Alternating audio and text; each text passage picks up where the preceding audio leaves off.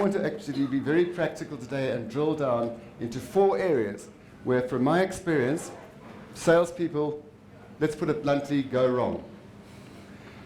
I tried to do a tally last night of how many courses we have run over the last 15 years on sales. And I'm talking because I've been lucky enough to lecture in Canada. I don't like the word lecture. Facilitate in Canada, in Kenya, in Nairobi, in Uganda, and even Nigeria, and the UK. And what I've found that's very, very interesting is it doesn't actually matter which country you're from, what culture you belong to, what ethnicity. I said to myself in the car, how am I going to pronounce this word? Ethnicity. Anyway, it doesn't matter about your ethnicity. It actually doesn't matter, because what I've found is that people in the UK, people in, it doesn't matter where I'm training, commit these 4 fundamental blunders, errors, all the time. And I'm going to get you a little bit involved here, because I think participation is the name of the game. Let's have a look at a traditional sales model.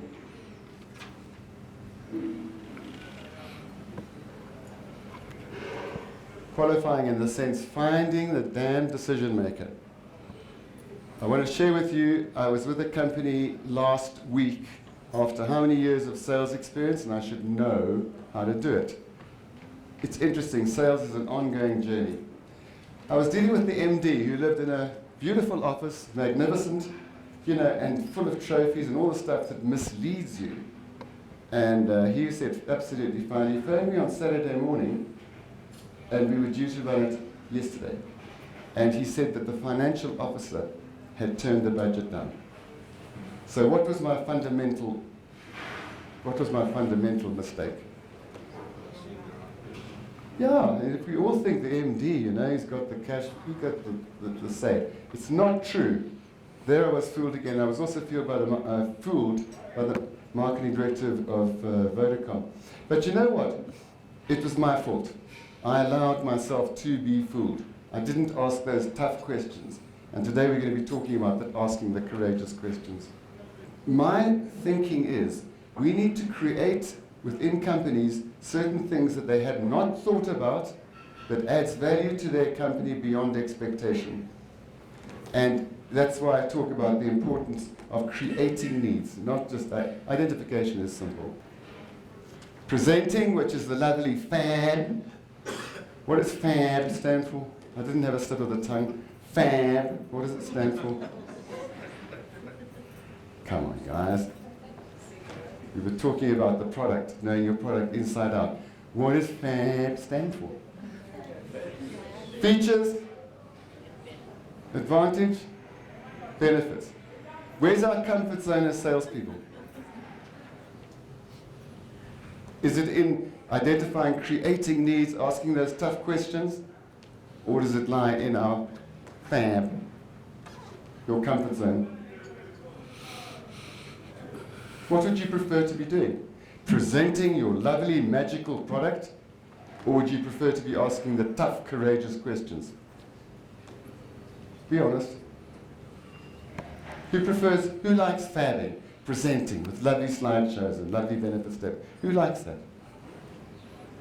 I don't believe you. I think the other 95% are lying here. We all love it. And what do we do when we're in a bit of spot of bother or spot of trouble, and we're getting a little bit nervous about asking these tough questions? What do? We retreat into our comfort zone, which is bam, because we know it. It's been drilled down, and I'm saying we shouldn't know. It's got to be 100% non-negotiable. But that's our comfort zone, guys. Why the hell do we spend time there? Where should the time be spent on the sale? In my book, 80% of the time should be here. Creating a new scenario for the company and the consequences of inaction versus action. And then the last point here is summiting, getting the yeses. Obviously, objections can come in at any time that's available. Now, my first challenge to you guys, and here it is, I'm going to make this an interactive presentation. At each table, I want you, if you've got a group of 2, to break up into groups of 2 and share with your partner what are the weak areas that salespeople tend to display in this sequence. Where are their points of pain? Where are their vulnerabilities? Where are your weaknesses? Where are their weaknesses? And because today I'm going to talk about 4 weaknesses, 4 vulnerabilities. And I want to see how close you guys are. So when I say find 4 weaknesses, where do 85% of the salespeople go wrong? They go wrong in the sequence, and within the sequences, let's call them crevices, certain areas that they just simply go wrong for whatever reason. And I want you to try and identify 4 with your partner. Only do it in groups of 2, and there will be a prize for the winner. You know what the prize is yet, but use your vision, as Andrew said, use your imagination. Massive prize. It's waiting in the parking lot.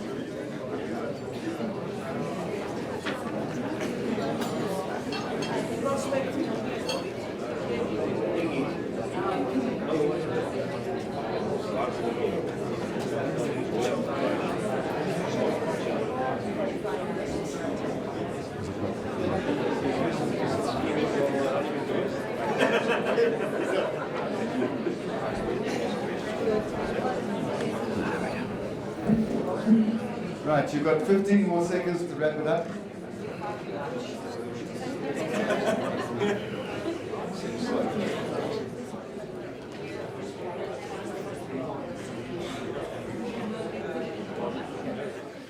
I've called this talk 4 Achilles heels.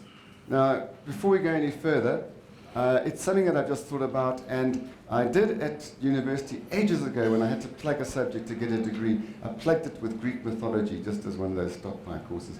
Not that I'm interested. But I thought to myself, Achilles, who was Achilles? And just for the sake of you, what happened is his mother apparently was called Thetis, and she wanted to immortalize Achilles. So what she did is she dipped him by the ankle in the river Styx, which was a magical potent. And this protected him for years in very fierce battles. And then one day, where do you think he got shot? In the place where she had covered his ankle, in the heel. So that was his vulnerability. And all we're doing today is we're saying, are we as salespeople completely and utterly invulnerable? And the answer must be no. We can all improve, otherwise you guys would not be here at the breakfast. So, let's move on to the first point. These are the 4 areas that I'm going to cover. I reckon most salespeople are very soft. I reckon that most salespeople are actually too polite. I mentioned I've got a few shake of the heads here. I think that too many salespeople take no as an answer too easily, all kinds of things, but they're lacking courage. Point number 2, I reckon that most salespeople, or the 15% that are not sales pros, actually don't find real pain, or they don't find real needs, and because they get a bit nervous, they go straight into the presentation trap, which is telling the customer how marvelous they are. And that's called a spray and pray machine gun approach. It doesn't work. Getting to understand the buyer's process. We know that the buyer has become increasingly over the years sophisticated and a lot more discerning and a lot tougher. I would suggest 4 years ago, where did the power lie? With the salesperson in terms of controlling conversations or buyers? A couple of years ago, I would suggest the power lay with the salespeople, because they could control things through good questions. But today, the buyer is a lot tougher. And I think one of the biggest mistakes that we make is we don't get to understand what makes that buyer tick. What turns them on, what turns them off? What are they looking for? Are they in the evaluative stage where they're just checking around and looking for quotes so they can benchmark you? Or are they ready to buy? Do we ask those questions, or do we just hold thumbs?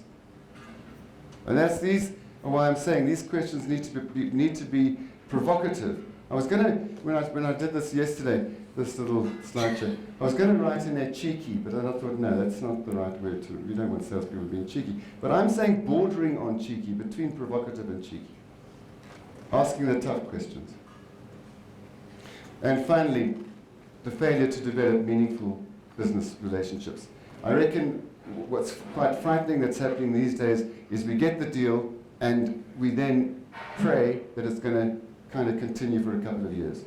It costs 3.5 times to find a new prospect than it costs to service an existing one. So customers are expensive to lose. And what do we do to develop and continue meaningful business relationships? Customer retention is what it's all about.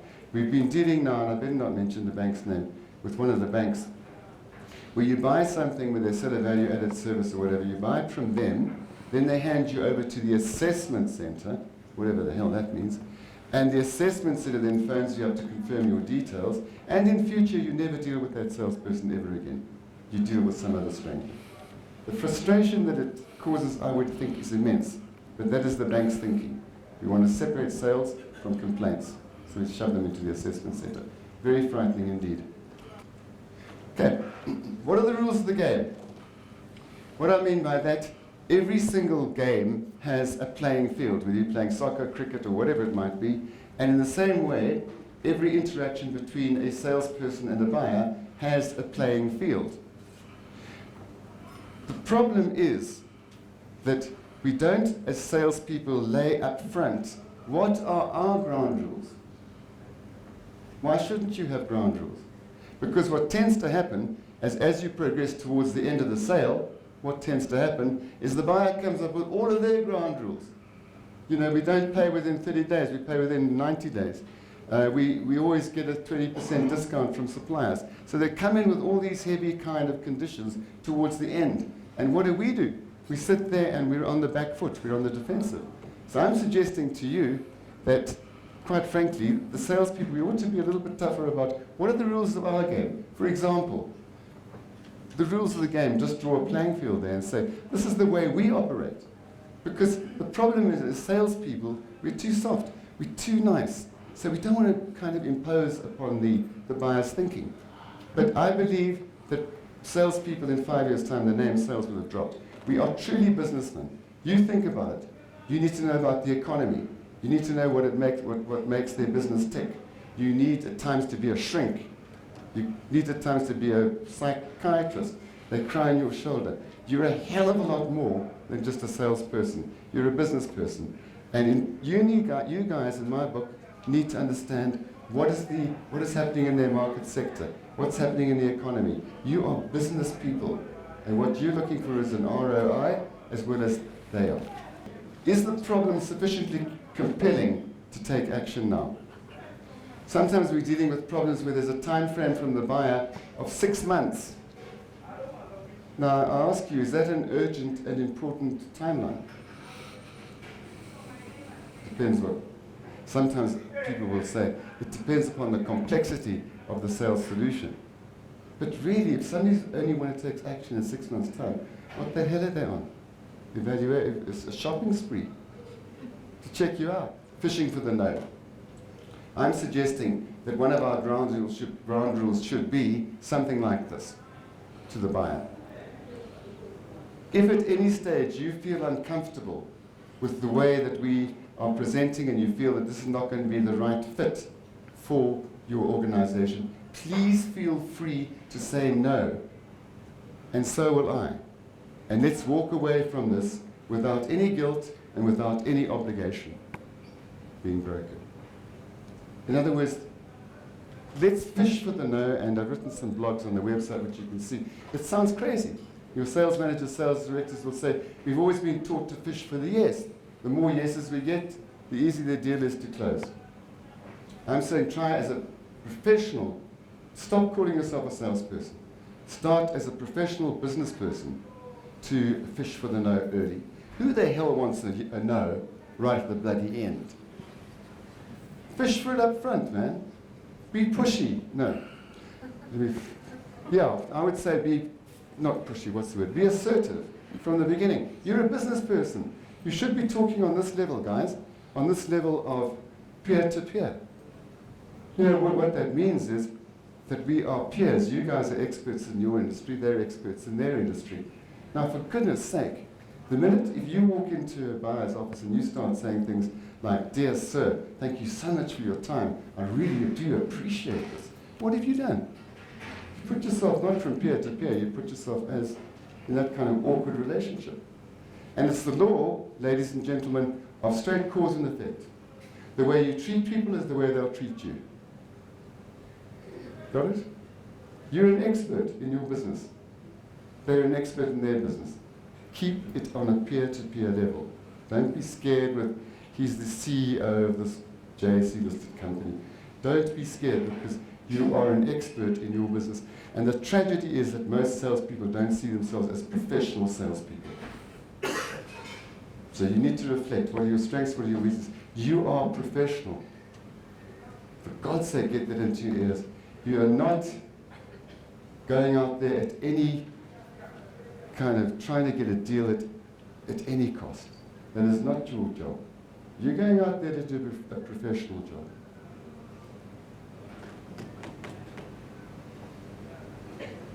And of course, we've got this lovely one where buyers often say that, you know, when you ask them, besides yourself, who else should be at this meeting?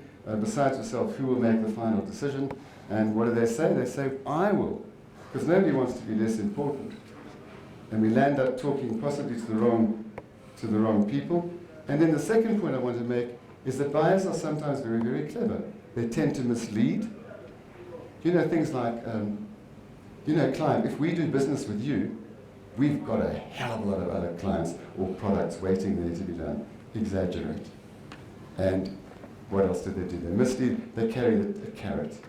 Like, if you do over X, Y, Z, massive not massive, they wouldn't say massive discounts. What would they say? Massive business. 3 years business. So it's mislead and being seductive. We'll cover seductive questions shortly.